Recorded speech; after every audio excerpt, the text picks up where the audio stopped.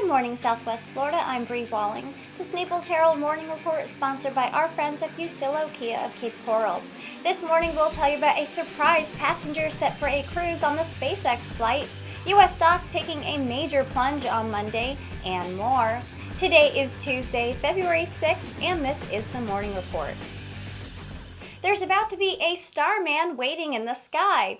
Elon Musk revealed pictures of a surprise passenger aboard the SpaceX's new rocket that's set to make its launch debut from Cape Canaveral. Starman, as Musk calls him, is wearing a white and black trimmed spacesuit and helmet, which is the same outfit real astronauts will wear when riding SpaceX rockets from Florida a year or so from now, bound for the International Space Station. The figure is at the wheel of Musk's red Tesla Roadster, the cargo for Tuesday's first test flight of the Falcon Heavy. At liftoff, it will be the world's most powerful rocket currently in operation. Last week, the FAA officially licensed the flight from Kennedy Space Center. Musk named his driver Starman after the 1972 song from David Bowie, and Musk promised via Twitter to have the car soundtrack playing Space Oddity during liftoff. If the flight succeeds, Musk's Starman should cruise around the sun for about a billion years or so. The U.S. has started to reduce the number of its troops in Iraq following Baghdad's declaration of victory over the Islamic State group last year.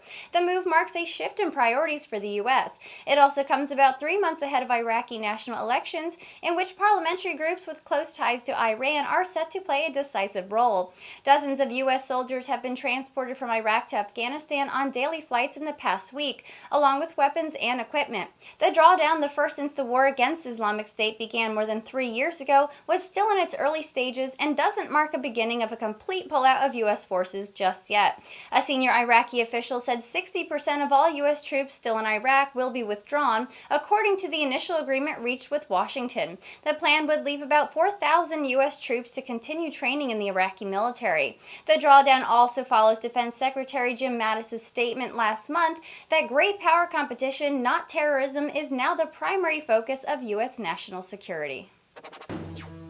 The Dow Jones Industrial Average briefly plunged nearly 1,600 points Monday as 2 days of steep losses for U.S. stocks brought an end to a period of record-setting calm in the market. The Dow recouped about half of that loss within minutes, but its gains for the year were still gone as of late afternoon. As of 3:40 p.m. yesterday, the Dow was on pace for its largest loss in point terms. Its biggest point loss was in September of 2008 as the global economic crisis took hold.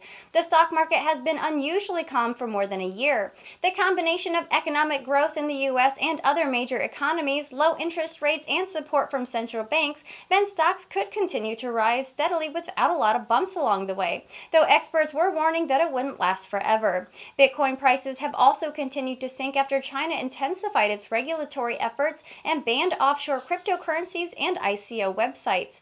According to CoinDesk, the price of Bitcoin fell 15% after reaching a high of almost 20,000 in December and trading in 1,000 in early 2017. And many financial pros warn that Bitcoin is in a speculative bubble that could burst at any time. And that was the Morning Report for today. I'm Bri Walling. The Morning Report airs Monday through Friday at 9 a.m. right here at NaplesHerald.com. And don't forget to check out our lunch break that also airs Monday through Friday at 12 p.m. Thank you for watching.